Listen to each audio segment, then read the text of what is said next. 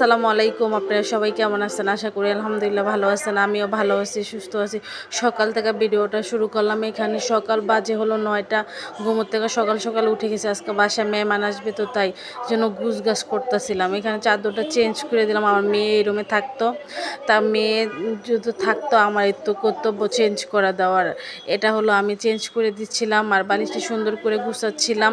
গুছানোর পরে হলো রান্না করতে চলে যাব। গ্যাস চলে যায় না, এখন রান্না না করলে হবে না সকাল সকাল। এখানে আমার হাজব্যান্ড কালকে রাত্রে একটা লাউ আনছে, অনেক সুন্দর। লাউটাকে কাটবো আর কাইটা চিংড়ি মাছ দিয়ে রান্না করব। এখানে কাইটা সুন্দর করে আমি বসাই দিছি। এখানে একটু হলুদের গুঁড়া দিছি, মরিচ দিছি, কাঁচা মরিচ দিছি, শুকনো মরিচ অল্প দিছি, লবণ দিছি আর চিংড়ি মাছ দিছি, দিয়ে বসাই দিছি। এটা সিদ্ধ হলে আমি কি করব, যে সিদ্ধ হয়ে গেছে, অলরেডি সিদ্ধ হয়ে গেছে। এখন হলো আমি এটাকে বাগার দিব, রসুন কুচি আর পেঁয়াজ কুচি দিয়ে এটাকে বাগার দিয়ে দিব। এটা আমি সাইড করে রাখলাম, সাইড করে রসুন আর পেঁয়াজ দিয়ে দিছি। এখানে আমি এটা ঢাইলা দিব। এখানে ভাজা ভাজা হলে ঢাইলা দিলাম, ঢাইলা ধইনা পাতা দিয়ে নামাই ফেলবো। লাউটা অনেক মজা হয়েছিল আর আমার কাছে অনেক ভালো লাগছিল। হাজব্যান্ড আনার কথা, হাজব্যান্ড আনছে লাউটা, তো ভালো তো লাগবে। এখানে হলো কবুতরের মাংস রান্না করব। আজকে অনেক কিছুই রান্না বান্না করতেছিলাম, শেয়ার করতে পারি নাই। ছেলেটা অনেক জ্বালাচ্ছিল। ছেলেটা জ্বালাইলে শেয়ার করা যায় না কিছু, আর মোবাইল তো কাছে ধরা লাগে। ছেলে জ্বালায় যত, জন্য মোবাইলও ধরি নাই। এখানে হলো কবুতরের মাংস রান্না করতেছিলাম। প্রথম পেঁয়াজ দিয়ে দিলাম, তারপরে প্রথম তেল দিয়ে দিছি, তারপরে পেঁয়াজ কুচি দিয়ে দিছি, তারপর আদা রসুন বাটা দিয়ে দিলাম পরিমাণ মতন।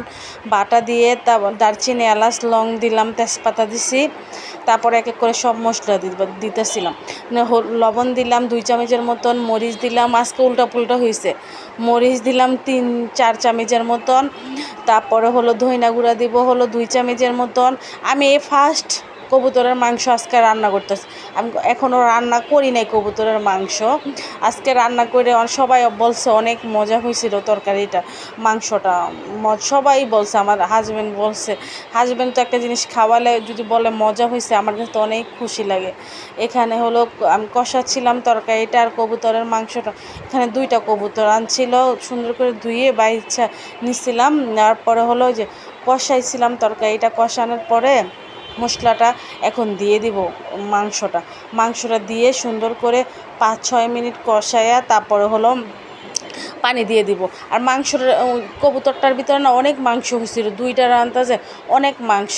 এখানে হলো আমি সব মাংসটা দিয়ে দিলাম। দেওয়ার পরে হলো এটা সুন্দর করে লাড়াচাড়া দেওয়ার পর একটু ঢাইকা দিছিলাম।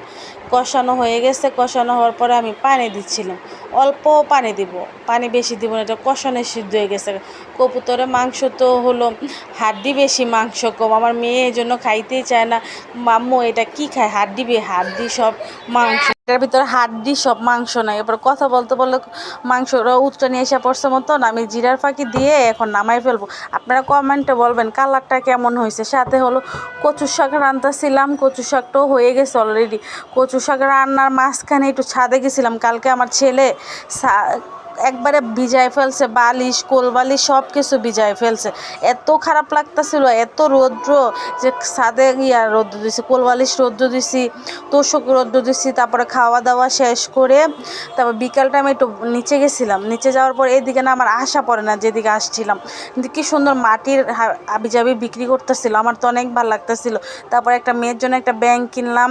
তারপরে হলো আবার আইসা পড়তেছিলাম। এখানে হলো ফুল গাছটি অনেক সুন্দর লাগতেছিল, আমার কাছে তো অনেক ভালো লাগে ফুল গাছ দেখতে। আমি একটা ফুল গাছ বলছি কিনবো বলতেছিলাম, ওদিকে যাও পড়ে না দেখে আর ফুল গাছও কেনা পড়তেছিল না। এখানে আসতেছিলাম আর গরম, আজকে পুরা কালকে বৃষ্টি আসছে তো জন্য আজকে অনেক গরম লাগতেছিল আর খারাপও লাগতেছিল। বিকাল টাইম না, গরম লাগতেছিল বেশি, খারাপ লাগতেছিল, অস্থির লাগতেছিল। তারপরে বাসায় আইসা